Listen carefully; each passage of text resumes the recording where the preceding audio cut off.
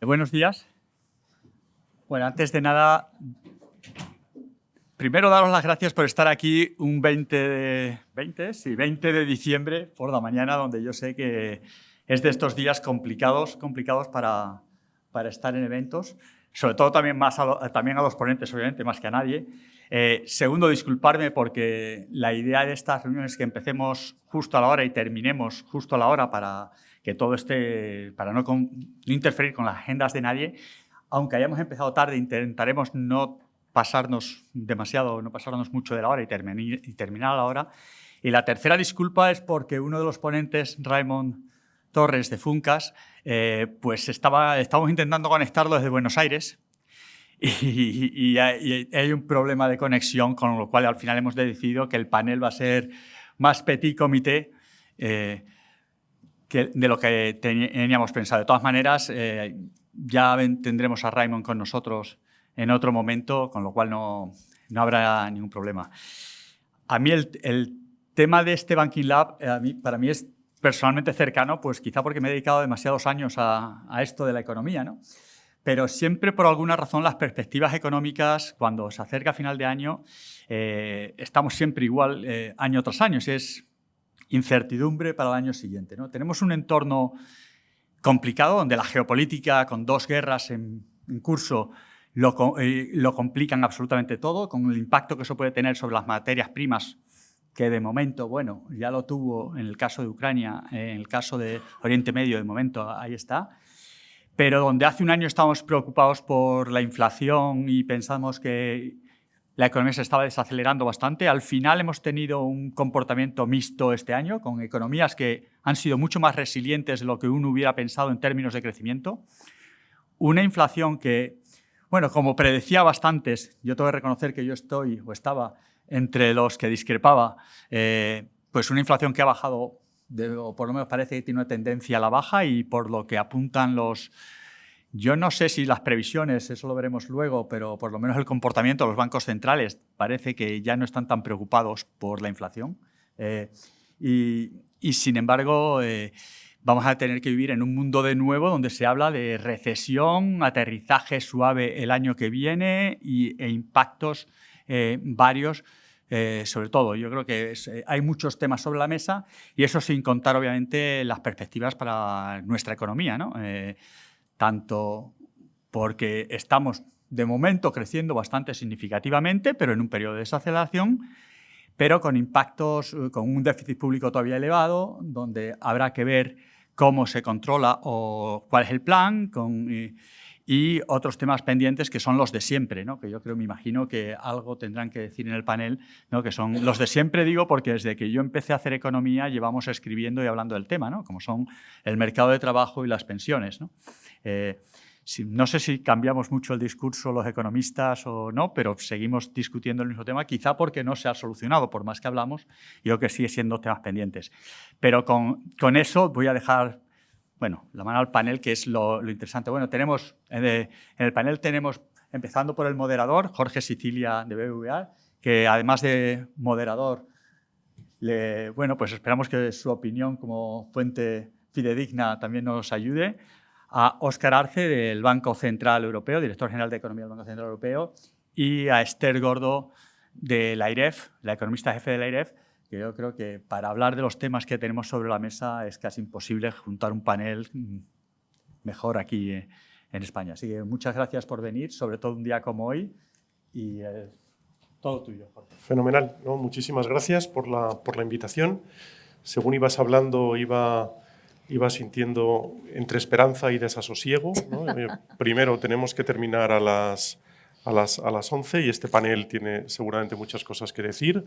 El hecho de que desafortunadamente Raymond no se pueda conectar genera esperanza de que a lo mejor lo conseguimos, pero luego planteas todas las preguntas que tienes y entonces me genera desasosiego porque no vamos a poder contestar todas. Vamos a ver dónde nos lleva el flujo de la conversación. Y en cualquier caso, muchas de esas preguntas yo creo que forman parte de lo que queremos hablar hoy, ¿no? Entonces, primero vamos a organizar esta sesión con algunas intervenciones iniciales, 2 intervenciones iniciales, y luego haremos preguntas generales y ojalá tengamos tiempo para tener alguna pregunta del público. Óscar, empezamos contigo. Cambio de año, nuevas previsiones. ¿Cómo es el entorno global y europeo en el que estáis analizando el mundo? Bueno, efectivamente, en primer lugar, gracias por la invitación y disculpas porque creo que soy el causante del retraso del inicio de la sesión. O sea que sin más dilación, entraría a presentar. Tenía una presentación por aquí, son unas pocas transparencias. Sí, si me puede poner la primera. Sí, efectivamente, la semana pasada presentamos las nuevas previsiones para el horizonte 2023-2026 al Consejo de Gobierno del Banco Central Europeo. Y los principales mensajes de esas previsiones son los que incluyo en esta página, ¿no? A ver, en términos de actividad, vemos un final de año en el cual la actividad va a mantener un pulso relativamente débil, y esto es algo que ya venimos observando durante prácticamente todo el año. El crecimiento ha sido escaso, por momentos ligeramente negativo, y nuestro diagnóstico es que esta debilidad de la actividad de la zona del euro es básicamente el resultado de la conjunción sobre todo de 2 factores o 3 factores. El primero, por supuesto, es la política monetaria, es restrictiva y esto está básicamente empujando hacia abajo a la demanda privada, ¿no? Y hemos tenido datos de consumo y de inversión que son bueno, pues de cierta debilidad, ¿no? Un segundo aspecto que también está drenando actividad es el desempeño relativamente débil del sector exterior. Después de 2 años de mucha pujanza de exportaciones de la zona del euro, 2023 está siendo un año donde, bueno, a pesar de que hemos visto tasas de crecimiento razonables en el resto del mundo, el efecto arrastre sobre las exportaciones de la zona del euro ha sido moderado, ¿eh? Hemos visto cómo China reabría su economía, cómo Estados Unidos, bueno, pues, ha seguido sorprendiendo al alza, pero el impacto sobre las exportaciones de la zona del euro no ha sido particularmente boyante. Este es un tema que nos está preocupando bastante ahí en Frankfurt, porque intuimos que puede que estemos viendo ya algunos síntomas de una cierta pérdida potencialmente relevante y persistente de competitividad de la economía de la zona del euro, ¿no? Como consecuencia de algunos factores más coyunturales, como pueda ser la reciente apreciación del tipo del euro, pero otros posiblemente más persistentes, ¿no? Como puede ser el hecho de que, a pesar de la normalización de los precios de la energía que hemos visto en el último año, los niveles de esos precios, sobre todo del gas y electricidad, son todavía considerablemente más elevados de los que teníamos antes del inicio de la crisis energética, y más importante, son significativamente más elevados que los de otros competidores internacionales, ¿no? Posteriormente, a partir de comienzos de 2024, esperamos una cierta recuperación de las tasas de crecimiento. No será un rebote muy intenso, las tasas de crecimiento a las que convergeremos no serán tampoco especialmente bollantes, pero sí esperamos una recuperación de la actividad, que debería ser el resultado también de 2 o 3 factores, ¿no? El primero y fundamental es la recuperación de las rentas reales, que deberían empujar el consumo. Y esa recuperación de las rentas reales debería ser el resultado de, por un lado, crecimientos salariales que esperamos que todavía van a ser relativamente robustos en los próximos años. Los salarios reales han perdido mucho poder adquisitivo, los nominales se están recuperando, y esperamos que esa recuperación de los salarios, junto con la continuación de la senda de desinflación, dé lugar a un aumento de las rentas reales que debería apoyar la recuperación del consumo. También esperamos una mejor contribución del sector exterior, con esos peros que le he puesto a esa contribución del sector exterior, y rodeada de esa incertidumbre que nos genera esa pérdida de competitividad, ¿no? Y más adelante, conforme avanzamos en el horizonte de proyección, quizá a partir de finales del próximo año, 2025, si la política monetaria siguiera una senda, los tipos de interés siguieran una senda no muy diferente a la que estamos viendo en los mercados financieros, pues posiblemente empezaríamos a ver que la política monetaria flexa hacia una situación donde no es tan contractiva y por consiguiente dejaría de ser un lastre para la actividad y para la demanda, ¿no? Y eso debería, en el margen, asimismo, contribuir a una cierta recuperación del producto, ¿no? Con todo, hemos revisado a la baja las cifras de crecimiento, tanto para el año 2023, ligeramente, como sobre todo para el año 2024, donde, como consecuencia de sorpresas negativas que ya hemos visto en el tercer trimestre de este año sobre todo, y como consecuencia también de las señales de cierta debilidad que estamos recibiendo estos días de muchos indicadores, creemos, como decía antes, que el final del año y quizá los primeros meses de 2024 vayan a ser un poco más flojos de lo que anticipábamos hace 3 meses, ¿no? Eso en cuanto a actividad y crecimiento. En cuanto a inflación, el mensaje más importante es que, bueno, seguimos, proyectamos la continuación de esa fase intensa de desinflación que estamos viendo, que hemos visto en los últimos meses. El dato de inflación de noviembre en la zona del euro del 2,4%, pues supuso una sorpresa a la baja significativa y nos habla de que esa fase de desinflación está siendo muy intensa y se está generalizando a prácticamente todos los componentes del índice de precios, los más volátiles, pero también los más estables, ¿no? Como los servicios y los bienes, ¿no? ¿Qué está detrás de esta desinflación? Bueno, por supuesto hay un componente de efecto base importante. Venimos de tasas muy elevadas, propiciadas por los aumentos muy potentes de los precios de la energía y de los alimentos hace un año. Y bueno, pues en la medida en que no se están produciendo nuevos avances en esos precios energéticos o incluso caídas, eso está explicando una parte importante de la desinflación. Pero desde luego también está ayudando la política monetaria restrictiva, ¿no? Que, como decía antes, bueno, pues está poniendo, digamos, un cierto freno a la demanda y bueno, pues eso se está traduciendo también en menores presiones inflacionistas, sobre todo en términos de la inflación subyacente, ¿no? Una variable a la que prestamos muchísima atención en estos momentos, porque básicamente creemos que va a ser el principal motor de las presiones inflacionarias en los próximos años, son las presiones salariales, los salarios.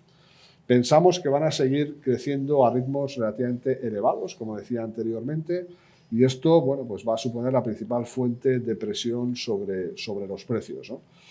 Hemos revisado, de hecho, al alza los costes laborales unitarios. Esta es realmente la variable clave cuando uno piensa en por qué los salarios son importantes para la inflación, ¿no? Hay que mirar salarios, pero también hay que mirar productividad, ¿no?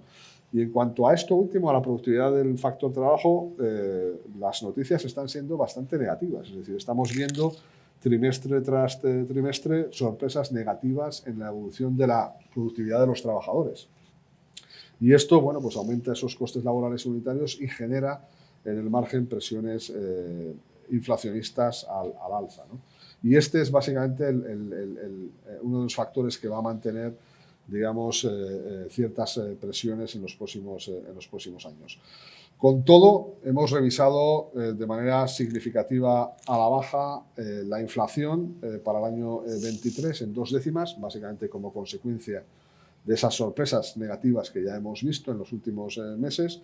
Vemos que el año puede cerrar con una inflación promedio del 5,4% y la principal revisión que hemos efectuado en este ejercicio de diciembre con respecto a septiembre tiene que ver con la inflación en el año 24. Ahí la revisión ya es más sustancial, a la baja, de medio punto porcentual, como resultado básicamente de unos costes de la energía más baratos y también como consecuencia de, bueno, pues esas sorpresas negativas recientes que creemos que pueden tener cierta continuidad de cara al año 2024. 2025 para nosotros es un año importante, es lo que consideramos como el medio plazo, entre comillas, el año en el que esperaríamos converger a ese objetivo del 2% de inflación. El promedio será del 2,1%. Esperamos que se alcancen tasas muy cercanas al 2% ya en la segunda mitad del año. Y paso a relatar algunos de los detalles, si me permites, Jorge, muy rápidamente, los elementos principales de este ejercicio de previsión, ¿no? Como decía antes, hemos revisado a la baja la senda a corto plazo de crecimiento, esa distancia entre la línea roja y la línea azul de ese gráfico. Vemos menos crecimiento a corto plazo, pero a medio plazo todavía pensamos que no hay ningún obstáculo de primer orden, desde luego no lo vemos a fecha de hoy, que pudiera impedir que la zona del euro crezca a tasas próximas a su crecimiento potencial. Por supuesto, hay muchos riesgos y muchas cosas pueden ir mal, pero en principio, a fecha de hoy, no vemos ningún obstáculo que le impida a la economía del euro retomar esas tasas de crecimiento cercanas a su potencial, ¿no? Importante en este contexto, a diferencia de la última crisis, de la salida de la crisis financiera de hace 12, 13 años, ahora mismo la situación patrimonial de los principales agentes de la economía, empresas, hogares y sector financiero, está bastante más saneada, es bastante más sólida que en la salida de la crisis anterior, y esto nos hace, bueno, pues ver ese futuro con un poquito más de optimismo, ¿no? También entendemos que el hecho de que se haya clarificado significativamente el panorama de la política monetaria, pues puede reforzar la confianza de los agentes. Hace un año, pero incluso hace solo unos meses, no sabíamos cuál iba a ser el techo de la política monetaria. Hombre, hoy queda más claro que si no es el actual, estamos muy cerca de la finalización de ese ciclo de endurecimiento de la política monetaria. Estos factores deberían facilitar esa recuperación que, como se trata de ilustrar en el gráfico de la derecha de esta página, estará liderada fundamentalmente por el consumo privado, el principal agregado de la demanda, pero que posteriormente se debería beneficiar de una contribución creciente de la inversión, ¿no? Una inversión que está siendo apoyada de manera decisiva en este momento crítico, bajista del ciclo económico por los fondos europeos. Si podemos pasar de página, bueno, aquí simplemente ilustro cómo esa recuperación del consumo, que como digo será el principal motor de la recuperación de la actividad, dependerá crucialmente de la conjunción de esos dos factores. Salarios algo más altos, inflación claramente más baja. Esto refuerza las rentas laborales de los hogares y debería impulsar el consumo, ¿no? Nótese aquí una cierta, digamos, tensión, ¿no?, en el papel crucial que deben jugar los salarios en la economía europea en los próximos trimestres y años, ¿no? Por un lado, es una variable a vigilar en el sentido en que sigue suponiendo un cierto riesgo al alza para la inflación, es decir, nos preocupa todavía salarios demasiado altos, crecimientos salariales demasiado altos. Por otro lado, sin embargo, necesitamos que se produzca ese crecimiento salarial para apoyar la recuperación económica. Entonces, nótese esta pequeña neurosis, ¿no?, en cuanto a los salarios, que explicaría también un poco por qué la comunicación reciente de algunos miembros del Consejo y de la Ejecutiva del BCE pues ponen mucho énfasis en los datos salariales, ¿no? Para que nos hagamos una idea, en el primer trimestre del año esperamos que se puedan negociar los convenios de aproximadamente hasta el 40% de los trabajadores de la zona del euro. Es decir, se van a producir mucha información sobre evolución salarial en los primeros meses del año, ¿no? De ahí un poco el énfasis que estamos poniendo en esta variable. Mercado de trabajo, si podemos pasar a la siguiente diapositiva. Bueno, yo creo que a todos los analistas nos está sorprendiendo la fortaleza que está teniendo el mercado de trabajo y el empleo durante los últimos años, ¿no?, desde la recuperación que siguió a la pandemia, ¿no? En condiciones de cierta debilidad de la actividad, en condiciones de mucha incertidumbre, las empresas están manteniendo tasas de empleo muy elevadas, y esto, bueno, pues está permitiendo a su vez registrar tasas de desempleo muy bajas, ¿no? Y todo ello a pesar de que la oferta de trabajo, la participación está siendo relativamente flexible y elevada, ¿no? De hecho, en este último ejercicio hemos revisado algo a la baja la tasa de desempleo en los próximos años, que esperamos que se mantenga en niveles próximos a los actuales, que son niveles muy cercanos a los mínimos históricos, ¿no?, en el 6,4%, 6,6%. No obstante, se están produciendo circunstancias bastante interesantes en la dinámica del mercado de trabajo, ¿no? Vemos cómo el empleo, el número de personas, está manteniéndose muy robusto, muy fuerte. Sin embargo, las horas trabajadas, las horas medias que trabajamos, cada vez son menos, están cayendo con bastante intensidad, ¿no? Con lo cual, lo que se está produciendo es, por un lado, más personas trabajando, menos horas en promedio, y se está produciendo una cierta estabilidad en el número total de horas, ¿no? He de reconocer que nuestra comprensión de estos fenómenos relativos al mercado de trabajo en este momento es relativamente escasa, y ahí hay muchísimas preguntas abiertas que después, Jorge, si quieres podemos intentar tocar, ¿no? Brevemente, inflación, como decía antes, revisábamos a la baja la inflación del año 23, sobre todo del año 24, que es el fruto sobre todo de la revisión a la baja que se ve en el segundo panel en los supuestos de inflación energética. Son más bajos que los que teníamos en septiembre. En las últimas semanas, después de cerrar este ejercicio, ha habido mucha volatilidad en los precios energéticos, como sabéis, caídas muy fuertes del petróleo y del gas en las últimas semanas, que sin embargo en los últimos 2 o 3 días se estaban revirtiendo. En los últimos 2 o 3 días el petróleo ha aumentado en el orden de 6-7 dólares, como consecuencia aparentemente de esos temores a que se produzcan ciertas disrupciones en el suministro de crudo desde Oriente Próximo. Y para terminar, en la siguiente transparencia, bueno, pues muestro básicamente cuál es nuestra visión sobre cuáles van a ser los determinantes de la evolución de la inflación.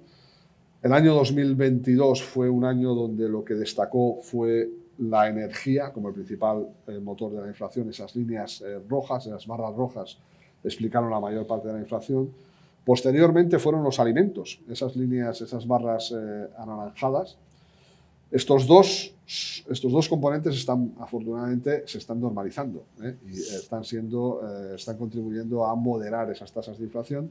A futuro lo que vemos es que la inflación en la zona del euro va a ser un fenómeno, si no se producen nuevos shocks, que es una condición heroica, va a ser un fenómeno fundamentalmente doméstico. Va a ser un fenómeno que va a venir dado fundamentalmente por la evolución de las rentas domésticas, es decir, salarios por un lado y beneficios empresariales por otro. Los beneficios empresariales, si podemos pasar a la última transparencia, por favor, crecieron con fuerza, sobre todo en el año 22, me refiero a su contribución a los precios domésticos, esas barras rojas, y esperamos, y ya se está produciendo, una cierta moderación de esos beneficios empresariales que está permitiendo esa recuperación de los salarios en un contexto en el que la inflación sigue moderándose. Es decir, primero subieron los beneficios empresariales de manera significativa en términos de los beneficios unitarios,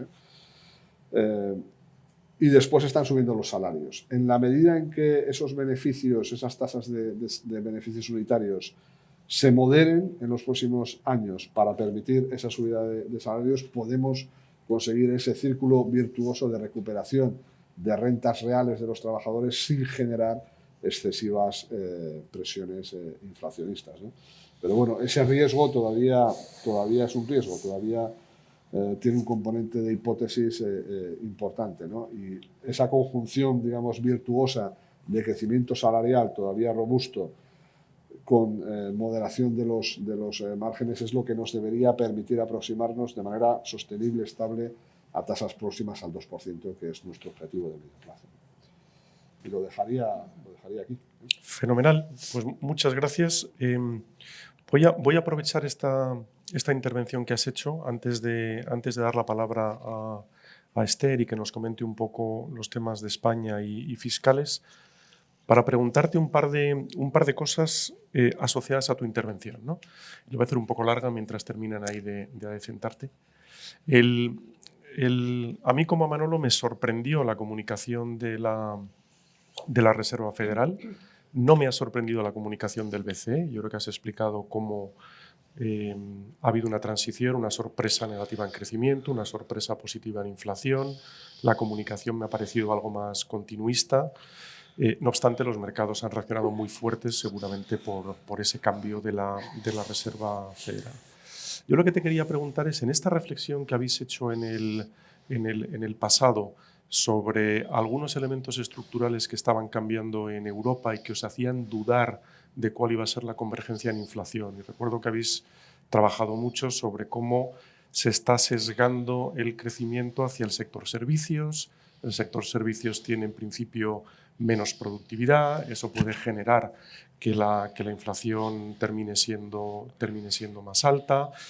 Y de hecho ha habido un debate hasta hace nada sobre esa famosa última milla, ¿no? Sobre, oye, ¿es igual de fácil llevar la inflación del 3 al 2% que del 4 al 3%? ¿O están dispuestos los bancos centrales asumir el coste de llevarlo. Yo lo que te voy a preguntar es, técnicamente, ¿hay algo en esa última milla que te preocupe más que la penúltima milla o no? La respuesta corta, Jorge, es no. Yo personalmente no identifico ningún elemento en este relato macroeconómico y sobre las perspectivas de inflación que me hagan pensar que haya algún obstáculo genuinamente diferenciador en ese último tramo de normalización de la inflación, ¿no?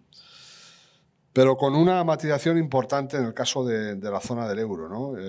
Yo creo que la presidenta Lagarde lo enfatizó muy acertadamente el jueves en su comunicación cuando decía que, a pesar de esta sorpresa a la baja, sin duda muy positiva, en el dato de inflación de noviembre, nos había sorprendido con una tasa más baja, en principio cabe esperar que en los próximos meses, empezando ya en diciembre, observemos un repunte de la inflación. Básicamente por un efecto base, porque el año pasado hubo una caída importante de la inflación en diciembre como consecuencia de la introducción, sobre todo, de una medida compensatoria del aumento del gas en Alemania, y 12 meses después esa medida empuja mecánicamente la inflación al alza. Y vamos a ver cómo, sobre todo en los primeros 2 trimestres del año 24, quizá incluso hasta ya metidos en el verano, la eliminación de algunas de las medidas que implementaron la mayor parte de los gobiernos de la zona del euro, todos diría yo, para contener los precios de la energía, a medida que esas medidas se vayan retirando a ritmos desiguales entre distintos países, como bien sabemos, la inflación puede repuntar un poco. Eso puede generar una cierta presión al alza en la inflación, ¿no? Lógicamente, si estas medidas mantenían los precios bajos, su eliminación dará lugar a un cierto rebote. Entonces vamos a tener unos trimestres de inflaciones que posiblemente vayan a ser más altas que las que hemos visto en el último mes, ¿eh? Yo creo que eso no es la noción de última milla que tienen algunos economistas, ¿no? Cuando señalan que efectivamente puede ser muy difícil reducir la inflación, sobre todo si se enquista en salarios, sobre todo si se enquista en los servicios, como tú muy bien decías, Jorge, ¿no? Veremos lo que nos depara el futuro, ¿no? Pero sobre los servicios, lo que estamos viendo, y lo vimos en noviembre, se está produciendo una flexión a la baja en la inflación de servicios. Fue persistente durante el verano, ya lo anticipamos, había una demanda todavía importante de servicios turísticos, etcétera, etcétera, pero en noviembre ya vimos una moderación de la inflación de servicios importantes. A nivel europeo, pero también a nivel global, pensamos que se va a producir una cierta recomposición en los patrones de consumo de bienes y de servicios. Es decir, al principio de la recuperación tras el COVID, aumentó con fuerza el consumo de bienes, cayó, se hundió por motivos obvios el de servicios, luego sucedió lo contrario. A ver, a futuro esperamos que se produzca de nuevo una cierta recomposición, ¿no? Y la demanda de algunos servicios posiblemente se modere como consecuencia de esa finalización de esos efectos de reapertura de la economía, ¿no? tras el COVID, ¿no? En fin, no vemos nada en ese panorama que acabo de describir que nos haga pensar que haya algún elemento, algún obstáculo de primer orden para que en 2025 lleguemos a esos niveles próximos al 2%. Quizá la hipótesis, que siempre es mucho más complicada de apuntalar, porque la evidencia pasada es mucho menos sólida, tiene que ver quizá con el comportamiento de los márgenes empresariales, de los beneficios empresariales. Sabemos que es una variable muy difícil de predecir. En la medida en que no observemos repuntes importantes o rigidez al alza importante en los márgenes empresariales, yo creo que esa trayectoria que he descrito de convergencia al 2% en 2025 es bastante factible. Y ya llevamos varios trimestres viendo una moderación significativa en esos márgenes empresariales unitarios que nos hacen ver esa senda futura de convergencia al 2% como bastante factible, la verdad. Muy bien. Hay un tema que has comentado que me llama la atención, de hecho me gusta cómo lo has planteado, no es esquizofrenia, pero necesitamos a los salarios, pero nos da un poquito de cautela su proceso a largo plazo si al final termina generando inflación.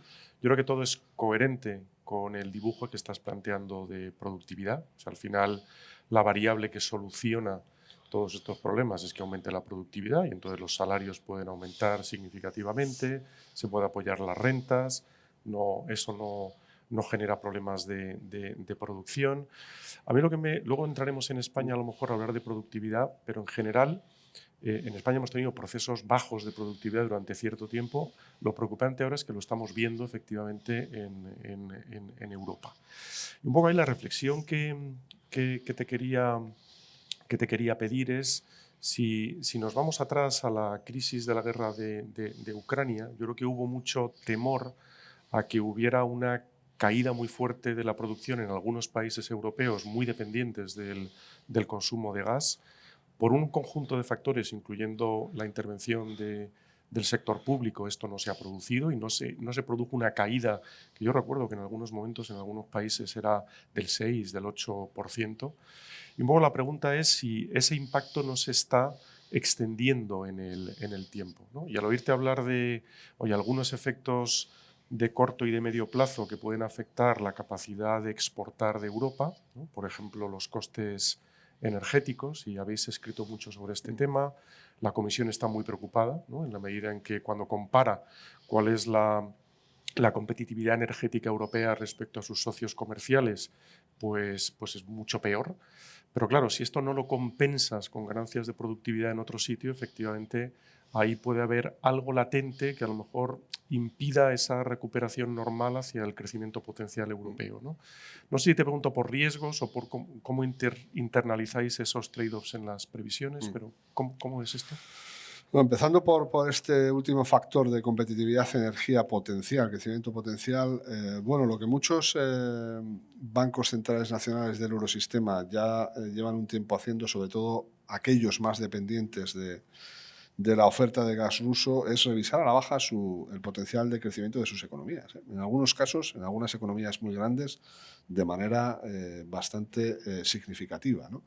Para que nos hagamos una idea, a pesar de la tremenda normalización en los precios del gas y del petróleo que hemos visto en el último año, básicamente, cuando uno compara nuestro índice sintético de costes energéticos al final de este ejercicio, en 2026, con respecto al nivel que ese mismo indicador sintético que combina costes de petróleo, gas y electricidad, con el nivel que tenía a principios de 2021, lo que vemos es que es todavía, a pesar de esa normalización, en 2026, con la información que teníamos hace un mes, los costes energéticos serían del orden de un 40% superiores a los que teníamos a principios de 2021. ¿Eh? Y esto es un lastre competitivo para muchas industrias que son fuertemente dependientes de la energía. Nosotros, no he traído hoy ese gráfico, pero lo utilicé la semana pasada, es bastante ilustrativo cómo los costes relativos energéticos de Europa, sobre todo frente a Estados Unidos, son ahora mismo, hay una diferencia tremenda en contra nuestra, con costes mucho más altos que los de la economía estadounidense. Esa diferencia se estrecha significativamente cuando nos comparamos con el Reino Unido, que bueno, pues han sufrido una situación no muy distinta a la nuestra, y China también está sufriendo los avatares de los precios de la energía. Quizá menos que nosotros porque bueno, pues en algún momento están recurriendo a fuentes menos verdes y más baratas. Pero sobre todo con respecto a la economía americana es bastante espectacular esa brecha competitiva que se está produciendo solamente a través del tema energético. Y ya estamos viendo también cómo si tú miras la composición del producto de industrias más dependientes de la energía versus industrias menos dependientes de la energía, en Europa, las primeras han perdido ya mucho terreno. O sea, ya se está viendo una recomposición de la producción industrial europea en contra de aquellos sectores que son más intensivos en el uso de la energía, ¿no? Y esto más allá de generar riesgos que los siguen estando encima de la mesa, yo creo que mientras mantengamos esos focos de inestabilidad geopolítica, los precios de la energía van a estar sujetos a enorme incertidumbre. Hoy lo estamos viendo con el ataque de estos grupos yemeníes al Mar Rojo. Eso ya está elevando el petróleo de manera significativa. Mientras persistan esos elementos geopolíticos, el riesgo en los precios de la energía va a estar ahí. Pero sobre todo es un elemento que ya nos ha llevado a pensar que el crecimiento potencial de la zona del euro es posiblemente más bajo. Quizá no tanto en economías como la española, pero en otras economías que eran muy dependientes del gas ruso barato, ese paso de revisar a la baja el potencial ya se ha dado, ¿no? Sobre productividad, tú decías, Jorge, efectivamente en España, bueno, pues es un tema que nos llevaba preocupando mucho tiempo, pero se está visualizando en los últimos años también en la zona del euro. Nosotros creemos que esa caída importante de la productividad del trabajo tiene un componente transitorio importante. Subrayo el creemos, no tenemos ninguna certeza de que vaya a ser así, ¿no? Pero creemos que muchas empresas están haciendo eso que los anglosajones llaman labor hoarding, es decir, a pesar de que les caiga un poquito la demanda a corto plazo, el hecho de que el mercado de trabajo ofrezca tan pocas oportunidades de contratación, sobre todo de trabajadores cualificados, hace que las empresas no quieran soltar a aquellos trabajadores. Prefieren mantenerles un poco infrautilizados antes que despedirles, porque luego es muy complicado volver a contratarlos, ¿no? Eso empuja hacia abajo la productividad, ¿no? Y luego hay factores que requieren un poco más de atención, que los economistas nunca habíamos parado a pensar en ello. Os voy a dar unas cifras. Todavía se están trabajando en ello varios colegas ahí en Frankfurt, pero cuando a mí me las expusieron la primera vez me impresionaron. Desde el comienzo, desde justo antes de la pandemia, la caída en el número promedio de horas trabajadas en la zona del euro al año es de 10 horas. Es importante, 10 horas. El aumento en ese mismo periodo del número de horas perdidas por bajas médicas es de 5 horas. Es decir, se está produciendo un aumento muy significativo, todavía desde niveles lógicamente bajos, ¿no?, en el número de horas perdidas por bajas laborales. Sí.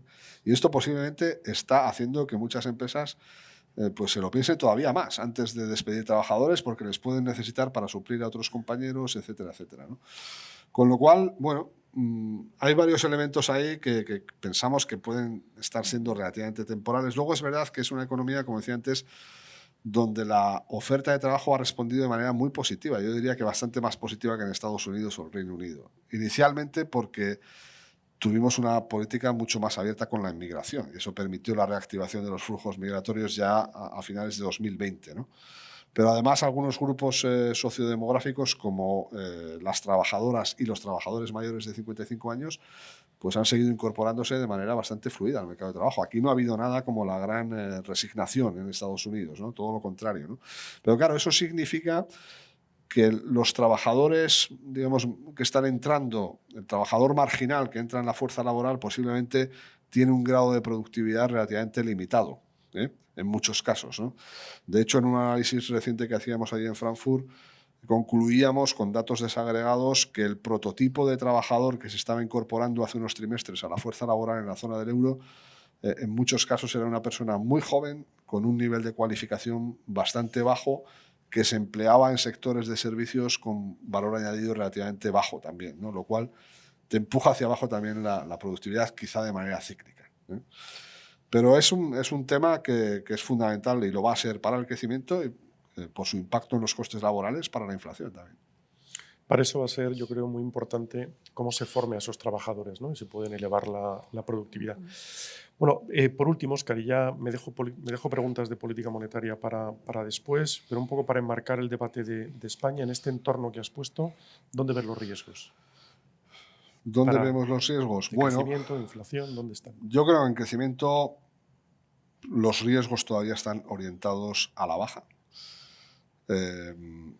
Los conflictos geopolíticos, desde luego la guerra en Ucrania, pero luego el conflicto en Oriente Próximo, todavía tienen esa capacidad de generar sorpresas negativas, el caso de Oriente Próximo es bastante paradigmático, ¿no?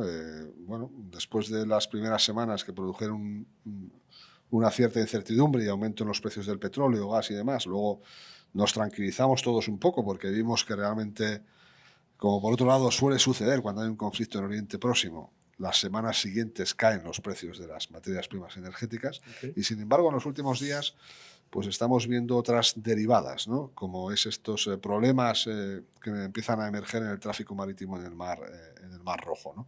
Que pueden alterar, y ya lo están haciendo, el flujo comercial, están empujando al alza otra vez los precios energéticos, etcétera, etcétera. Es decir, los conflictos geopolíticos en sus varias dimensiones creo que todavía pueden mermar crecimiento y provocar alzas en la inflación.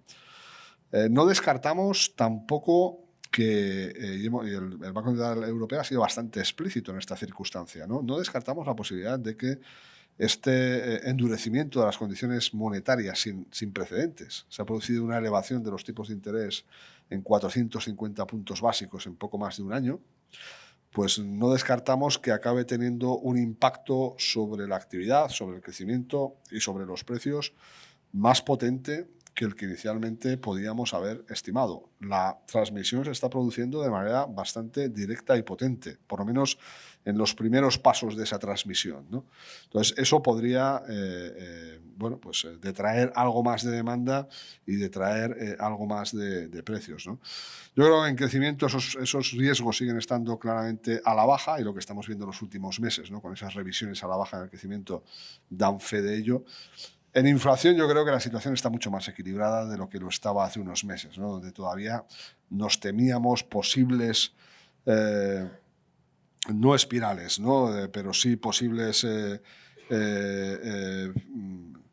retroalimentaciones más fuertes entre precios y salarios. Bueno, ahora la sensación es que los salarios sí van a crecer a tasas elevadas, pero no da la sensación de que vayan a poner en riesgo las expectativas de inflación a medio plazo, ¿eh? Y por otro lado estamos viendo cómo la política monetaria verdaderamente está funcionando a la hora de reducir esas presiones inflacionarias. Con lo cual, a fecha de hoy, yo creo que esos riesgos al alza que nos preocupaban bastante hasta hace solamente unos pocos meses, hoy los vemos bastante más equilibrados. Fenomenal.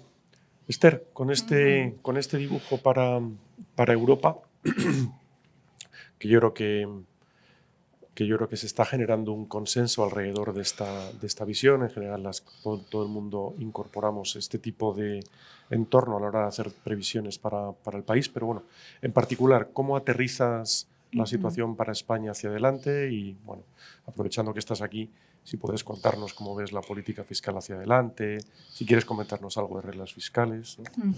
Todo perfecto, casi nada. No, ante todo, muchas gracias, Jorge, y muchísimas gracias, Manuel y a CUNED por la invitación para participar en este foro. Para mí es un placer y es un honor estar aquí con mi antiguo jefe, que era Óscar, o sea que es un placer.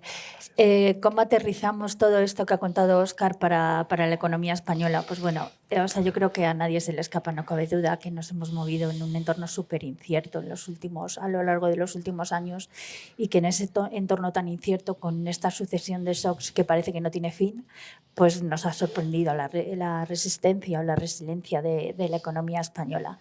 Yo creo que esta vez hay factores muy relacionados con nuestra especialización productiva y comercial que ayudan, que contribuyen a explicar esta resistencia.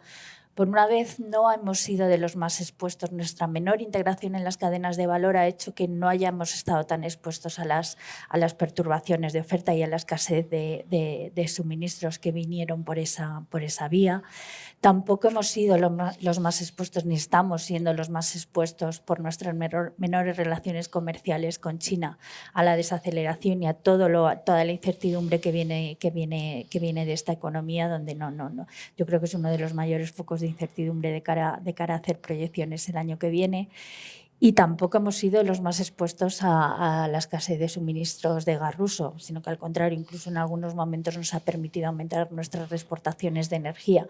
Con lo cual, por una vez, no hemos sido los más expuestos a todo este tipo de perturbaciones, y yo creo que eso ayuda bastante a explicar por qué hemos mantenido durante 21 o 22, hemos sido capaces de mantener crecimientos elevados, y desde luego más elevados que el conjunto de la zona del euro. También la recuperación del turismo, que se vio afectada en mayor medida durante la pandemia, ha ayudado a explicar estos crecimientos tan altos. Y ahora, ¿qué es lo que vemos de cara al futuro y qué es lo que estamos viendo en este año? Pues a lo largo de este año lo que hemos visto es que la desaceleración está siendo bastante notable.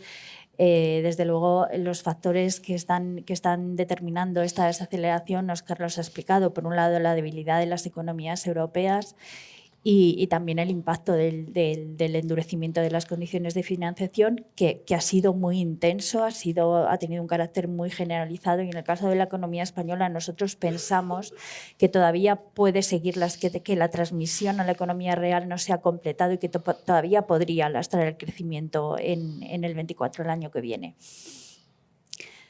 En cambio, ha habido otros elementos que nos han sorprendido favorablemente. El primero es el mercado de trabajo. Yo creo que bueno, muchos quieren ver aquí el efecto de factores idiosincrásicos, de factores de país. Yo creo que compartimos completamente el diagnóstico que Óscar ha presentado para el área del euro.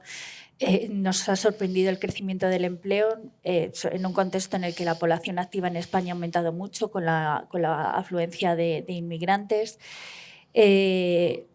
También compartimos el diagnóstico sobre las horas. Las horas no se han recuperado en la misma medida. Estamos viendo que las ausencias por enfermedad están aumentando.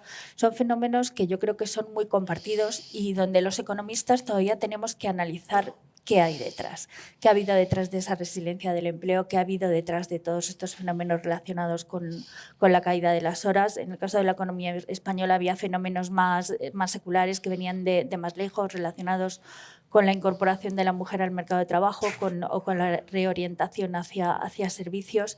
Pero bueno, hay fenómenos recientes que yo creo que sí que merece la pena que le dediquemos más atención y donde todavía no tenemos un diagnóstico claro. Otro elemento que ha sorprendido de manera positiva en el caso de la economía española ha sido el superávit por cuenta corriente. En la economía española, y más en un contexto de deterioro tan fuerte de la relación real de intercambio, nadie hubiese imaginado que la cuenta corriente mantuviese un superávit. Ese ha sido un elemento muy positivo. Y cuando uno mira el comportamiento de las exportaciones, pues bueno, esto entre la esperanza y el desasosiego que decías tú. Hay factores que nosotros pensamos que tienen carácter transitorio, que están más relacionados con la reexportación de gas, con temas relacionados con exportación de productos farmacéuticos, pero hay otros elementos que podrían tener más persistencia, como por ejemplo las exportaciones de servicios no turísticos, donde están todos los servicios, la exportación de servicios a empresas, algunos de alto contenido tecnológico, que nos está sorprendiendo y que también merece la pena que le dediquemos un poquito de atención a ver qué es lo que hay detrás de él, de ese elemento, para determinar un poquito si va a tener carácter persistente o no.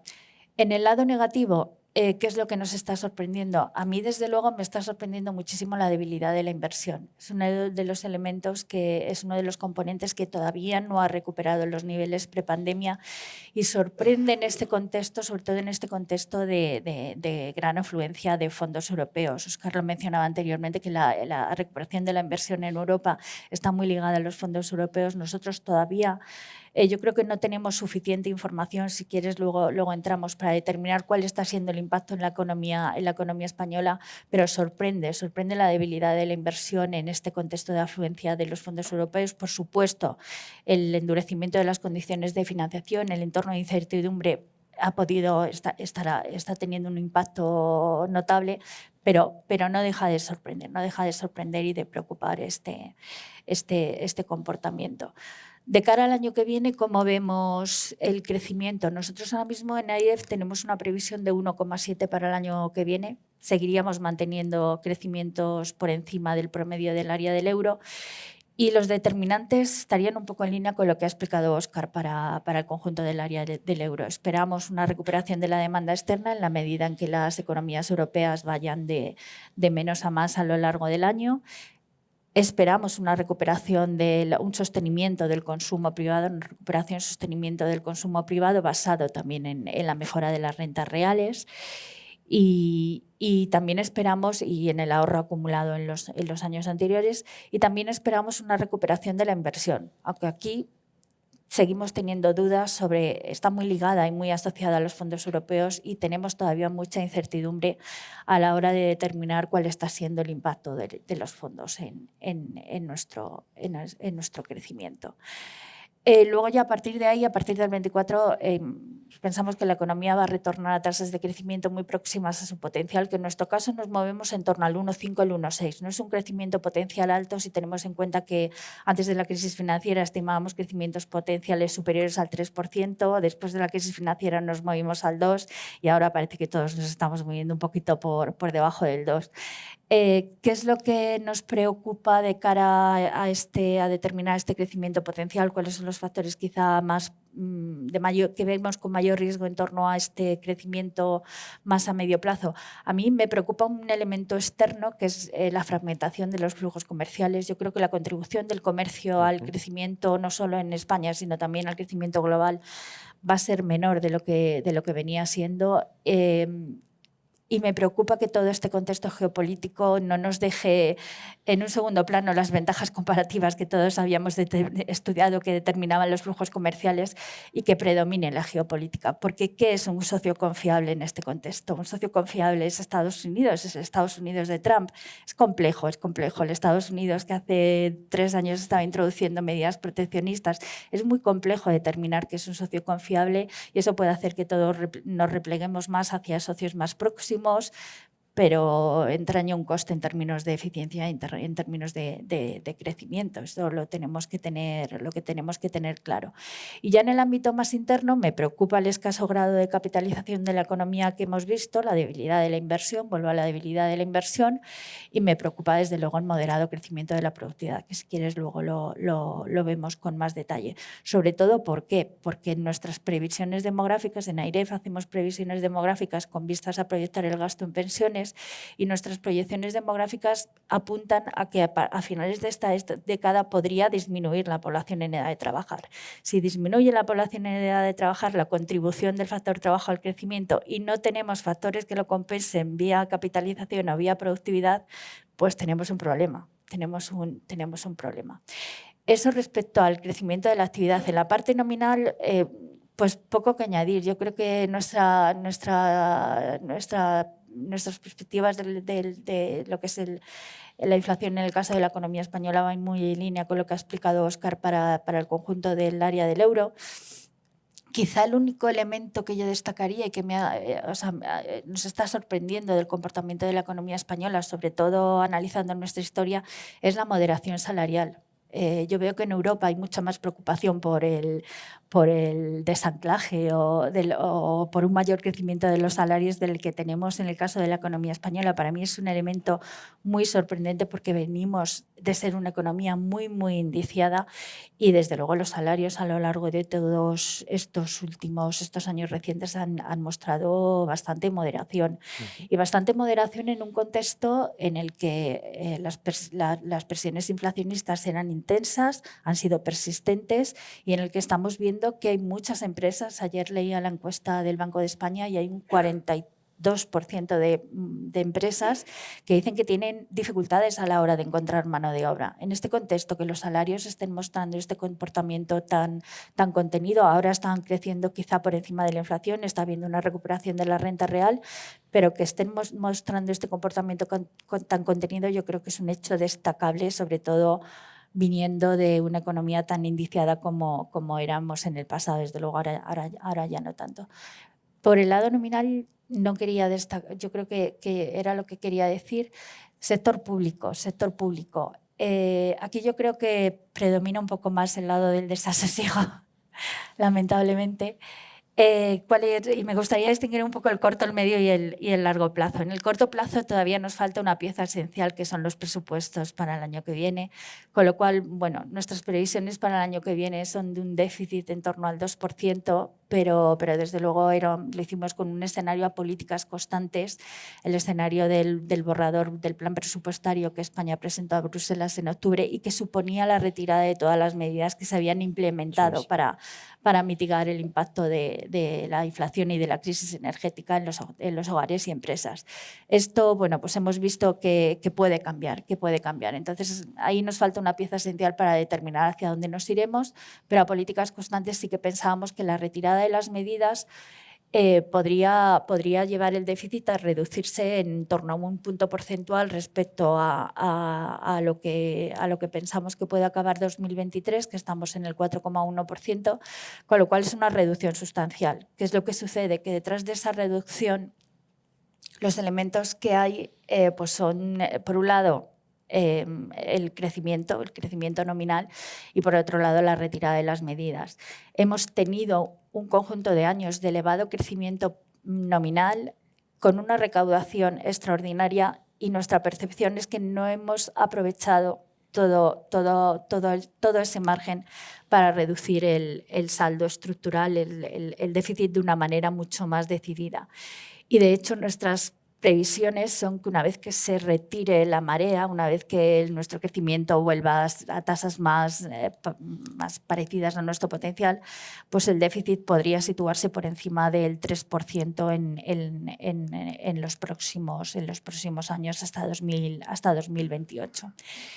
Y más a medio plazo y a largo plazo, ¿qué es lo que vemos? Y aquí me muevo a la deuda. Este déficit estabilizado nos permitiría estabilizar los niveles de deuda en los próximos años, de acuerdo con nuestras previsiones, pero a partir del 28 nuestras estimaciones son de un aumento de la deuda que resulta completamente incompatible con los requisitos y con los compromisos de estabilidad que tenemos en Europa. El factor que hay detrás de esto, desde luego, son las presiones demográficas, el aumento del gasto en pensiones. Y no hemos incorporado otro tipo de presiones que están ahí y que van a tener unas implicaciones presupuestarias importantes, como el gasto en defensa, adaptación de la economía a la digitalización, mejora de la educación, si verdaderamente queremos reducir el gap que tenemos ahí, como hemos visto en las cifras recientes de PISA, o adaptación al cambio climático. Con lo cual hay muchas presiones por el lado del gasto y ya no vamos a contar, yo creo, ni con la inflación ni con las altas tasas de crecimiento de los años recientes, y sí con unos costes de financiación más altos, porque yo creo que ya nos podemos olvidar de aquel escenario de bajos tipos de interés para siempre, que nos estaba llevando, parecía, a revisitar un poco el concepto de sostenibilidad de la deuda. Pues bueno, lamentablemente ese escenario ha sido menos persistente de lo que pensábamos. Nos enfrentamos a un escenario de tipos relativamente altos y en los que el coste de financiación de la deuda tiene un coste de oportunidad alto, bastante alto. Nosotros, en nuestras estimaciones, ahora mismo el coste de financiación de la deuda pues más o menos supone lo que nos gastamos en la mitad de lo que nos gastamos en educación en el sector público. Es un coste de oportunidad muy, muy alto. En este escenario, pues bueno, nuestra recomendación, el Banco de España y otras instituciones, ha sido siempre la necesidad de diseñar cuanto antes una estrategia fiscal de medio plazo, que después, si queréis podemos entrar. En este ámbito va a ser determinante qué es lo que pase con las reglas. Me preguntabas por las reglas. Sí. Y las noticias que tenemos de este lado también son mixtas. No tanto por el lado de que seamos capaces de llegar a un acuerdo. Yo creo que ayer Alemania, Christian Lindner puso un tuit diciendo que había llegado a un acuerdo con su colega francés. O sea que probablemente hoy hay un Ecofin extraordinario donde se discuten las reglas fiscales. Yo creo que probablemente sí que hay una alta probabilidad de que se llegue a un acuerdo. Y en términos de calendarios, si llegásemos a un acuerdo ahora, implicaría que ahora mismo empezarían las negociaciones con el Parlamento Europeo, que también tiene algo que decir en cuanto a la reforma, y que probablemente a lo mejor en abril podrían acordarse todos los textos legislativos, podrían finalizarse y podría entrar en vigor la reforma. Si no sucediese eso, si hoy no se llega a un acuerdo, pues el escenario se complica, porque ya probablemente nos iríamos a un periodo de elecciones europeas y ya nos tendríamos que ir al 25 para que la reforma y las nuevas reglas fiscales entrasen en vigor. Pero en cuanto al contenido de la reforma, pues también esperanzas y desasosiegos. Yo creo que la Comisión no tanto en marzo, pero sí que en noviembre del 22 puso sobre la mesa una reforma que a mí me parecía muy valiente, una reforma que ponía el foco en la sostenibilidad de la deuda, que se alejaba de estos compromisos de déficit, saldo estructural a corto plazo, basadas en variables inobservables que introducían una complejidad tremenda a la hora de determinar las sendas y de hacer la supervisión de si has cumplido o no con esas sendas. Era una reforma que además introducía incentivos al crecimiento, vía extensión de los plazos de ajuste para los países que hagan reformas e inversiones y que además incluso pues, trataba de abordar el escaso grado de cumplimiento de las reglas del marco anterior, en el sentido de que eran los países, siguiendo un poco el ejemplo el buen ejemplo que tenían en la determinación de los programas de reforma europeos, pues trataban de que los países fueran los que pusiesen sobre la mesa sus propios planes y que la Comisión pues llegase, tras un proceso de negociación, pues llegase a un acuerdo sobre la senda de ajuste. Que es lo que nos da la impresión de que el proceso de negociación político pues ha acabado diluyendo un poco de estos objetivos. El mayor elemento de preocupación es la proliferación de cláusulas de salvaguarda. Cláusulas de salvaguarda que, para decirlo rápidamente y explicarlo, no son más que compromisos anuales de reducción de déficit, de deuda, y no nos libramos del saldo estructural, también de reducción del saldo estructural. Nos parece que de nuevo volvemos a un conjunto muy complejo de reglas. La propuesta inicial de la Comisión partía de un análisis de sostenibilidad de la deuda que no era fácil. A nadie se le escapa que estos análisis de sostenibilidad de la deuda son complejos, pero sí que proporcionaban una señal clara, porque esto se traducía en una regla de gasto y era lo que tenían que seguir los países. Era una señal muy clara, muy predecible, y desde el punto de vista de la supervisión muy fácil de analizar y de seguir y de saber por qué se han producido desviaciones en caso de que se produjeran. Ahora el marco vuelve a ser muy complejo. No sabemos cuál es la jerarquía de criterios, la sostenibilidad de la deuda, el criterio de reducción de déficit del 0,5% cada año. Nos parece que se diluye mucho el propósito inicial de tener una diferenciación por países que se ajustase que mejorase el grado de realismo de las sendas de ajuste y que se ajustase a las características de crecimiento potencial, riesgos fiscales, tuviese en cuenta los riesgos fiscales que son muy diferenciados por países. Pues ahora nos parece que se diluye esa diferenciación.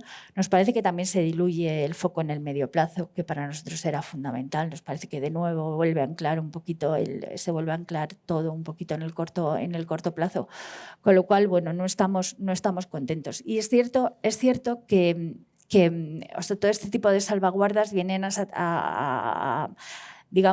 satisfacer el miedo o a tratar de mitigar un poco el miedo que tenían algunos países de que este proceso de negociación entre el país, entre los gobiernos y la Comisión, pues no acabase en una negociación bilateral poco transparente, en el que a lo mejor pues no se garantizase la igualdad de trato a países en las mismas circunstancias. Ese miedo nosotros lo podemos compartir, pero nos parece que las salvaguardas no es la solución, y que hubiese sido quizá mejor dar más papel a las instituciones, algo que no está previsto.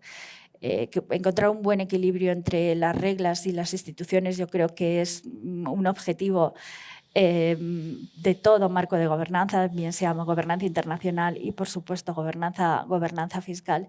Y nos parece que la reforma no va en esa dirección. A las instituciones fiscales independientes como AIREF solo se les asigna, de acuerdo con los textos que ya son públicos, que publicó el Consejo hace una semana, solo se nos asigna una tarea adicional a las dos que tenemos reconocidas por la legislación europea, que es producir previsiones macroeconómicas y analizar el cumplimiento de las reglas. La que se nos asignaría nueva sería analizar el marco nacional, que en nuestro contexto de descentralización es muy importante, pero insisto, solo una tarea adicional. No participamos ni proporcionamos inputs en el diseño de la senda de ajuste, que nosotros pensamos que podemos aportar elementos importantes. También nos parece que al Consejo Fiscal Europeo, pues yo creo que se podría haber aprovechado la oportunidad para que se le diese más papel en el análisis de cuál es el resultado de la política fiscal a nivel del área del euro, y si hay temor respecto a eso, que se garantizase igualdad de trato para todos los países. Nos parece que el Consejo Fiscal Europeo sí que se le refuerza en términos de independencia, pero también podría habérsele reforzado en términos de tareas, en aras de buscar un mejor diseño de la política fiscal a nivel del área.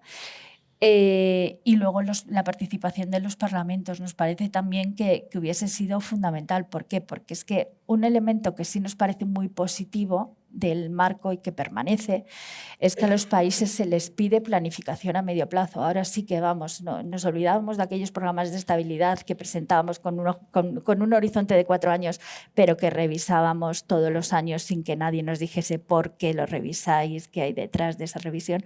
Nos olvidamos de eso y ahora sí que se nos va a exigir a todos los países un plan de 4 o de 7 años, en el caso de que hagamos reformas e inversiones y que nuestro periodo de ajuste se amplíe a esos 7 años. A mí esto sí que me parece un plan de país y me parece que en el contexto actual pues, hubiese sido deseable que los parlamentos nacionales tuviesen algo que decir respecto a ello, y tampoco se contempla en la legislación. Y un elemento final, también un poco desde la perspectiva del conjunto y del funcionamiento del área del euro, es que tampoco se contempla ninguna esto ya se quitó del debate desde el principio porque se pensaba que podía haber distorsionado mucho el debate, pero tampoco se contempla ninguna capacidad fiscal a nivel supranacional que yo creo que también es muy relevante, y sobre todo teniendo en cuenta las necesidades de inversión a que nos enfrentamos en el futuro y la necesidad de financiar bienes comunes como la defensa europea. ¿No? Y yo creo que lo dejo aquí como primera. Bueno, primera, muy claro todo. Nos quedan 10 minutos o 15 minutos, con lo cual te agradezco la claridad en la última pregunta, la última cuestión, porque así no hace falta que incida mucho en eso. Yo creo que lo has dejado clarísimo y yo creo que no puedo estar más de acuerdo. Sí quiero aprovechar para preguntarte un poquito más de detalle en un tema macro y en otro tema fiscal. Vamos a empezar con el macro y estas dudas que genera el impacto que está teniendo en la economía los fondos europeos, el Next Generation EU. Antes Óscar, de hecho, comentaba que esto es parte del motor de crecimiento hacia adelante, lo que puede pasar con la inversión. Hay dudas, lo hemos hablado en el pasado, de cuál es el impacto que está teniendo los fondos en GEO en la economía española, o si lo tienen, si está sustituyendo inversión que se hubiera producido y no se está produciendo. Todo esto lo ligo también con esta encuesta que comentabas, que publicó ayer el Banco de España, donde uno de los elementos que preguntan a los empresarios, creo, es esto de la incertidumbre, ¿no? Cuando seguimos los indicadores de incertidumbre de política económica, no vemos nada en los mercados. Cuando ponemos nosotros estos indicadores de Bloom o los que publicamos nosotros, todos estos no dan ninguna señal, y sin embargo en esa encuesta de inversores hay una preocupación en España grande con el rumbo de la política económica, ¿no? Lo cual puede dificultar esta esperanza de que la inversión sea una fuente de crecimiento, ¿no? Entonces, un poco la pregunta ahí es, porque sé que lo habéis visto, ¿qué crees que está pasando con los fondos de Next Generation EU? Si crees que esto es una cuestión de tiempo y se va a acelerar en los próximos años, o hay algo ahí estructural que te preocupa. La verdad es que es una pregunta compleja porque el problema es que no tenemos información. El problema es que no tenemos información para analizar el ritmo al que los recursos están llegando a la economía real. Yo creo que ya vamos hacia el tercer año de ejecución y de implementación de estos fondos, y yo creo que todavía sigue habiendo lagunas importantes. Todos los analistas estamos recurriendo a las plataformas de contratación para ver el ritmo de adjudicación, implementación, a las plataformas, a las bases de datos de subvenciones. Pero yo tengo la impresión de que a veces esas bases de datos no están diseñadas para seguir la ejecución de estos recursos, y a veces la información de base es compleja, hay muchas duplicidades, hay que hacer un proceso de depuración muy grande. Nosotros hemos intentado seguirlo. Y ayer, por ejemplo, veía el informe de previsiones del Banco de España y en un determinado momento se comenta que reducen el impacto macro asociado a los fondos porque piensan que el ritmo de adjudicación se ha ralentizado en la segunda parte de este año. Nosotros estimamos lo contrario. O sea que utilizando las mismas fuentes de información, pues porque a veces yo creo que es algo básicamente. Si yo voy componente a componente, diría en el componente de inversión, que quizás es el más fácil de analizar y que los economistas sabemos mejor estimar su impacto, necesitamos mejorar la información. Necesitamos mejorar la información porque verdaderamente a estas alturas todavía no tenemos información suficiente y la información que tenemos pues a veces no es de la calidad porque no está diseñada con este propósito. No está diseñada con este propósito. En la parte de reformas, pues yo creo que todavía es muy prematuro analizar el impacto de las reformas. Quizá en la reforma que se puede empezar a analizar, ya vimos esta semana hemos visto el informe de FDA, es algunos impactos de la reforma laboral, pero solo los impactos que está teniendo sobre la rotación. El resultado parece que no es muy esperanzador en términos de haber conseguido reducir la volatilidad del empleo, pero desde luego es una reforma que podría tener muchos más efectos sobre consumo, sobre formación, si verdaderamente cumpliese sus objetivos de reducir la precariedad y la volatilidad del empleo, y todavía no tenemos información todavía es prematuro. No es que haya escasez de información, es que es prematuro analizar los efectos. Y la adenda, el tercer elemento, la adenda, pues yo creo que también hay mucha incertidumbre sobre cuáles van a ser los mecanismos utilizados para hacer que esos recursos lleguen a la economía, a las empresas y a la economía real. Las comunidades autónomas tienen incluso también mucha incertidumbre sobre cuál es el proceso para la parte que les corresponde ejecutar a ellas.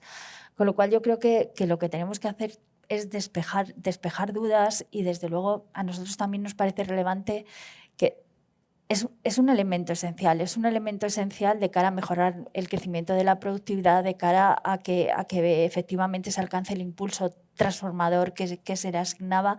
Es un elemento esencial de cara a que puede constituir un ejemplo de cara a una futura capacidad fiscal europea. O sea, nos parece que lo tenemos que hacer bien, y en ese sentido nos gustaría pues, que estuviese sujeto a una evaluación continua. Desde luego, mejorar la información en torno a todo el proceso y la evaluación.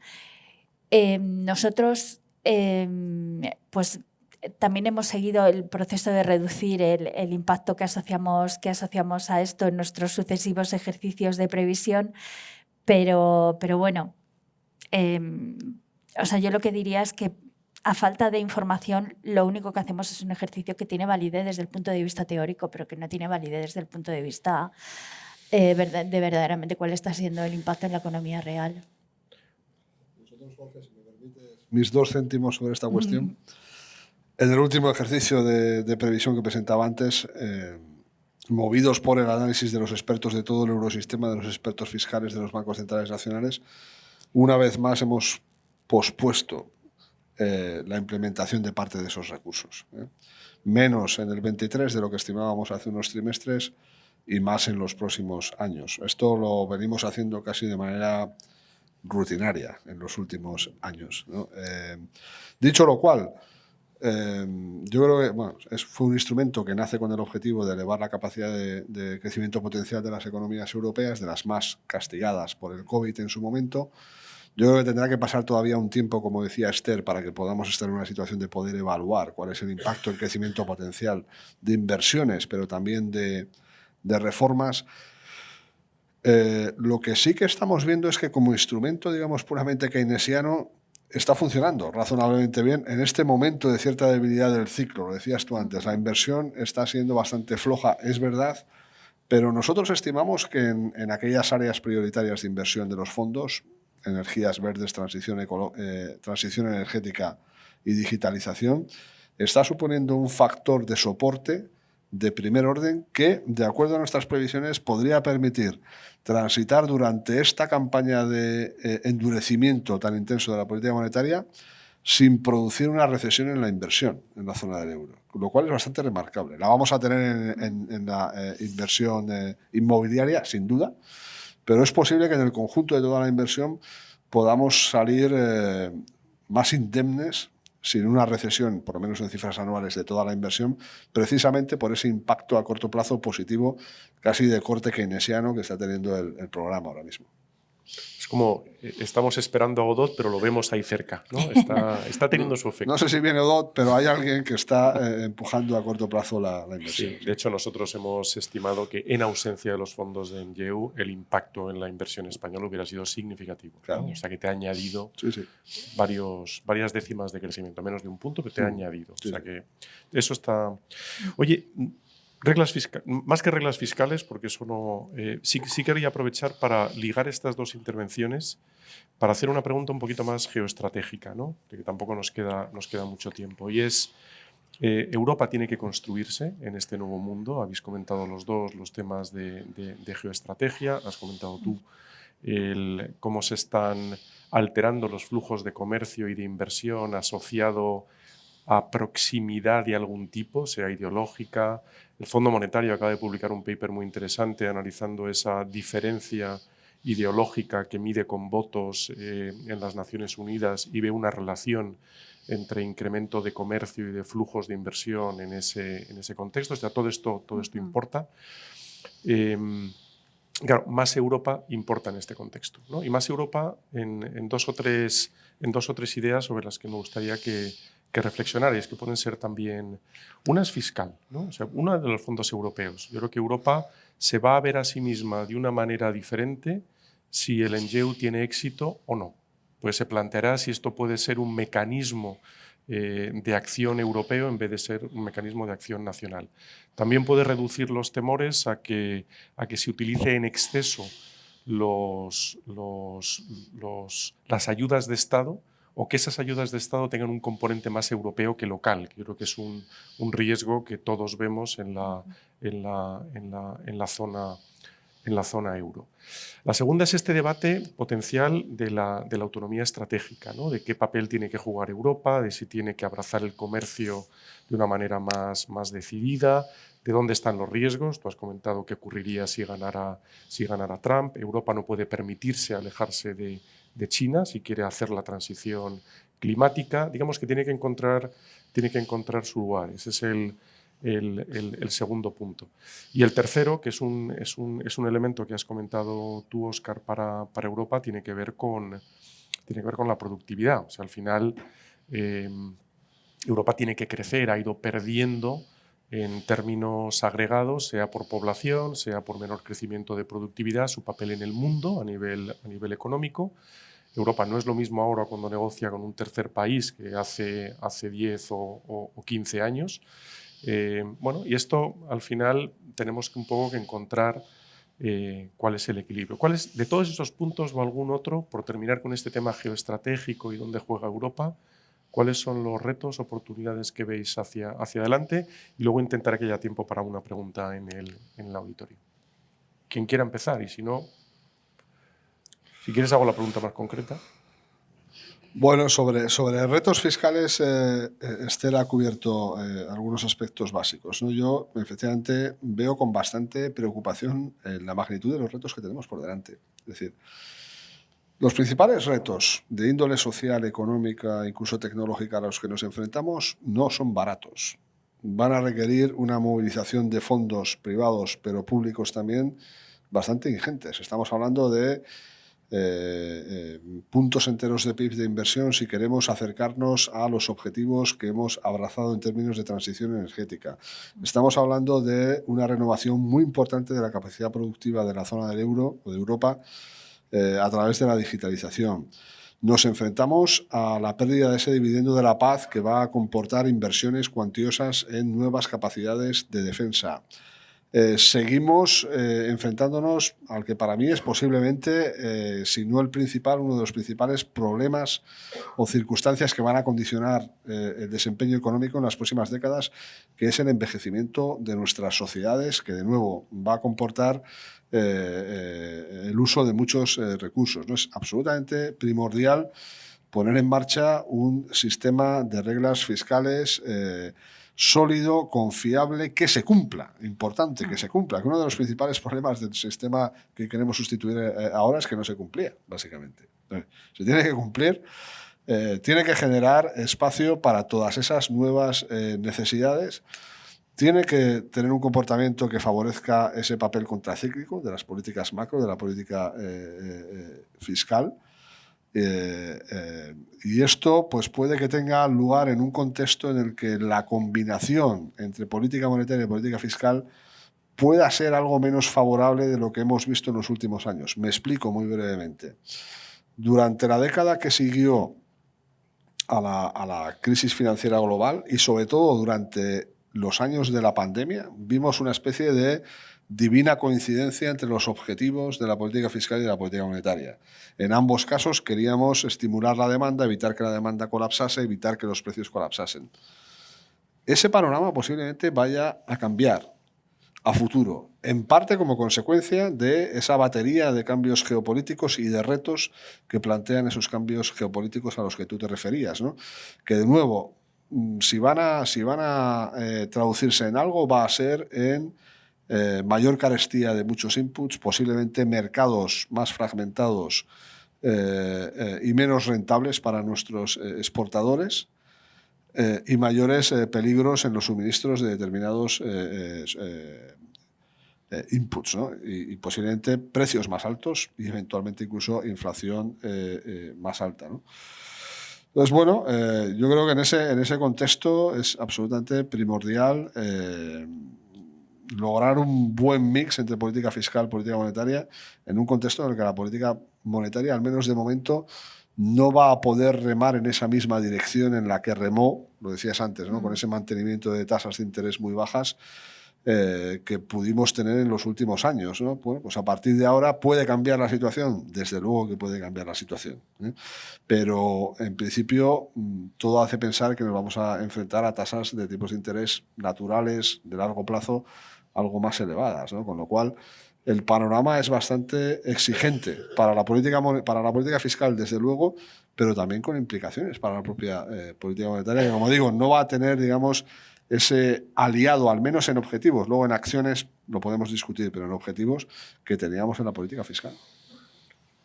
Correcto. Y en ese sentido la evaluación de las políticas públicas y del gasto es relevante. Recuerdo algunos números que hemos hecho en España en particular de cuánto se ha incrementado el gasto corriente per cápita en los últimos años, no pocos, sino hace ya, lo digo, ¿no? ¿Y qué es lo que ocurre? Que ha aumentado significativamente y, sin embargo, el PIB per cápita no ha aumentado significativamente, la inversión per cápita no aumentó. Con lo cual, ese gasto da la impresión de que, al menos por ahora, no te ha generado un entorno de crecimiento y ha coincidido con esa reducción del crecimiento potencial que tenemos todos, ¿no? ¿Cómo ves tú estos retos antes de la última pregunta? Pues yo, si quieres, abordo el que quieras. El de autonomía estratégica y alguno de la economía española, el de algunos resultados de la evaluación que hemos tenido. A ver, en el ámbito de la autonomía estratégica, yo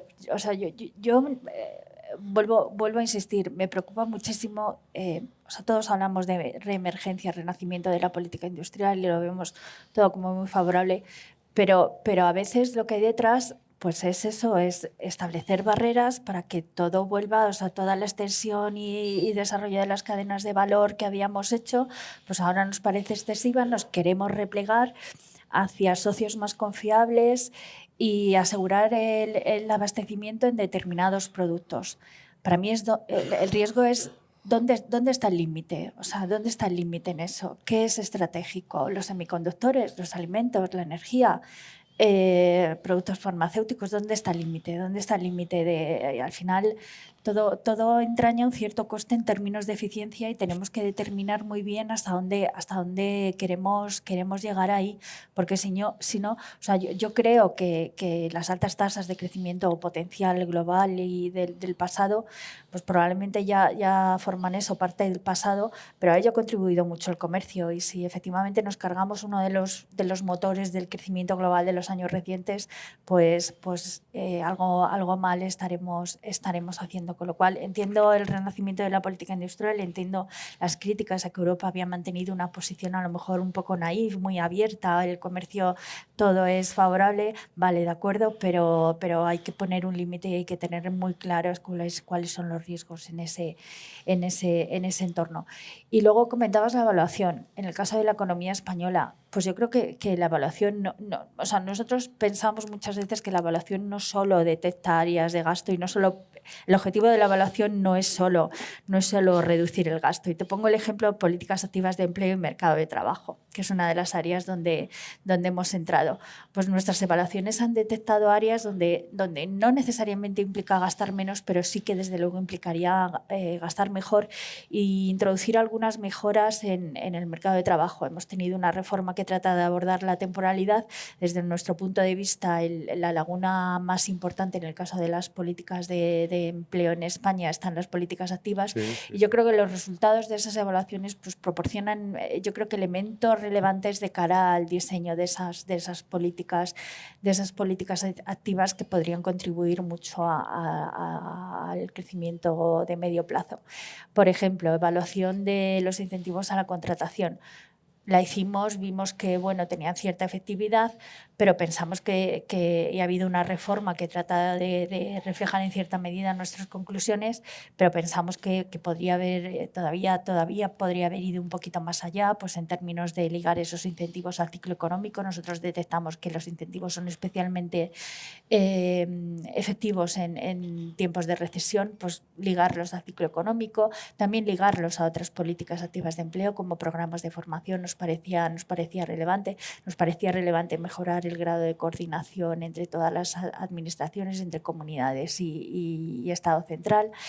En términos de, y acabo ya rápidamente, en términos de la ley de empleo, pues también vemos que han recogido parte de los resultados de nuestras evaluaciones, en el sentido que trata de aumentar poner más énfasis en la necesidad de evaluar todo el tipo de medidas que se implementan en el mercado de trabajo o mejorar la utilización de toda la cantidad ingente de información que hay en los servicios públicos de empleo de cara a favorecer un mejor perfilado y de cara a focalizar mejor las ayudas en los colectivos más vulnerables de más difícil empleabilidad. Pero de nuevo nos parece que podría haber ido un poquito más allá, que el énfasis en el perfilado pues, podría haber ido un poquito más allá y que desde luego es muy relevante a la hora de facilitar el retorno y la integración de los jóvenes o la permanencia en el mercado de trabajo de las personas mayores, a las que cada vez estamos exigiendo que permanezcan más en el mercado de trabajo, a pesar de que las tasas de paro en esos segmentos de población son muy, muy altos.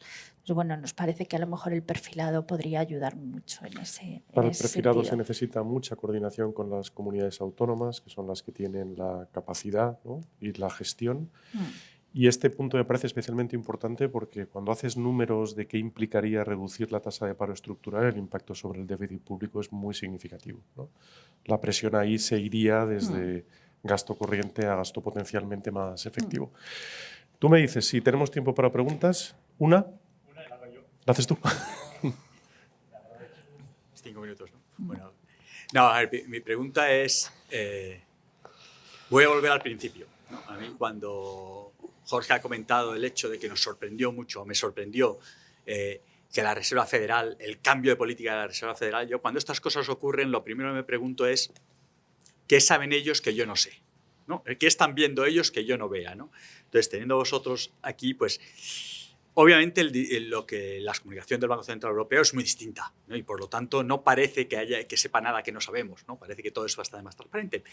Pero ¿qué hay detrás? Y lo único que se me ocurre, además de la situación, es que están viendo un R estrella todavía muy, muy bajo y que lo que están viendo es que tengamos que ir a unos tipos de interés muy, muy bajos en un futuro y por lo tanto su política monetaria está siendo muy, muy restrictiva. Cosa que yo no tengo tan claro, pero bueno, ¿cómo lo veis? Es decir, ¿cómo veis qué hay ahí o hacia dónde vamos? No ya a 2 años, sino mucho más allá. Es decir, hemos abandonado aquella R estrella 0 para tener ya algo más normal o seguimos ahí y entonces nos dedicamos a eso, que afecta a todo, ¿no? Porque afecta mucho también a las previsiones que estamos hablando por aquí. ¿Hacemos las dos? José Luis, sí. Muchísimas gracias y a Manolo también por darme esta oportunidad. Hay una cosa que me llama mucho la atención. Efectivamente, ayer escuchamos al Banco de España fijar unas previsiones de necesidades de financiación del sector público donde prácticamente las mantiene estables, incluso empeoran en 2 años. La deuda pública también espera que crezcan en 2 años.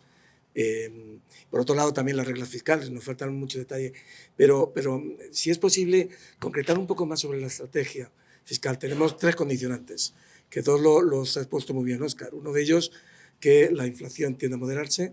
La segunda es que la contribución de los beneficios del excedente de explotación, bruto de explotación, va a ser prácticamente nulo en los próximos 2 años por parte de las empresas. Es decir, todo lo que es inflación, el componente empresarial va a ser prácticamente nulo. Y por último, que cabe considerar que en los próximos 2-3 años veamos un cierto ajuste en el balance del Banco Central Europeo. Reducción del balance, pero sobre todo a corto plazo dejar de comprar, que yo creo que está anunciado. Entonces, en ese escenario, ¿cómo se plantea una estrategia de ajuste fiscal a medio plazo para contrarrestar un poco las previsiones que son de no cambios? Muchísimas gracias. Contesto yo 30 segundos a Manolo y tú Perfecto, a José Luis. perfecto. R Estrella, Manolo, todavía obviamente hay mucha incertidumbre sobre dónde puede acabar ese objeto que nadie ha visto, ¿verdad? A ver, a mí lo que dijo el Fondo Monetario Internacional hace unos meses en el WIO de abril me suena razonable. Es decir, la lista de factores a los que me refería antes en respuesta al comentario de Jorge me llevan a pensar que el R estrella, que el tipo natural a largo plazo de las economías occidentales, desde luego de la europea, va a aumentar. ¿Por qué? Porque veo mucho más aumento en el gasto de las necesidades de financiación que de las fuentes de financiación, que del ahorro. En particular, esa transición energética va a absorber muchos recursos. La digitalización, la modernización de nuestra economía va a absorber muchos recursos. El envejecimiento va a absorber muchos recursos. La defensa, ya veremos hasta dónde lo queremos llevar, va a absorber muchos recursos, ¿no? Economía, y por el lado de la provisión de fondos, los grandes ahorradores mundiales posiblemente empiecen a dejar de serlo, algunos porque ya son economías muy maduras, como China. China ya no envejece, China ya es vieja, ¿eh? Y segundo, porque la eventual fragmentación geopolítica, que todavía está por ver si se produce y hasta dónde llega, pues posiblemente limite los flujos de ahorro internacional, ¿no? Con lo cual todo ello me lleva a pensar que efectivamente los dados están a favor de subidas en los tipos de interés naturales a largo plazo. La cuestión es cuánto. No lo sé, hay mucha volatilidad en cuanto a las estimaciones. Creo que todavía es prematuro saber hasta dónde van a llegar estos factores, pero mi impresión es que nos vamos a mover a situaciones con tasas naturales algo más elevadas, que a su vez permitirán, y yo espero que así sea, la verdad, tipos de la política monetaria, tipos neutrales a medio plazo, que no sean esos tipos negativos con los que tuvimos que vivir unos cuantos años, ¿no? Sino que sean tipos bastante más normales, ¿no? Ojalá. Y sobre la estrategia de consolidación, aquí, bueno, lo primero que me gustaría decir es que las instituciones fiscales independientes nos cuidamos mucho.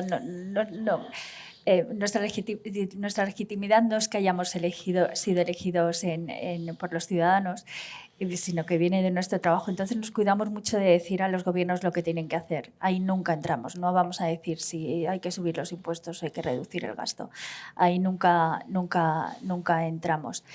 Pero dicho esto, sobre la estrategia de consolidación sí que podemos decir cosas. O sea, por ejemplo, ¿cuándo? Cuanto antes. O sea, no cabe la excusa de que hay que esperar a que se despejen las incertidumbres que tenemos del marco europeo. No.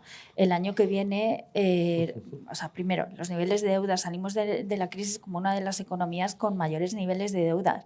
Y el año que viene, las economías europeas en general van a tener que refinanciar una cantidad enorme de deuda en los mercados y ya no tenemos al Banco Central Europeo.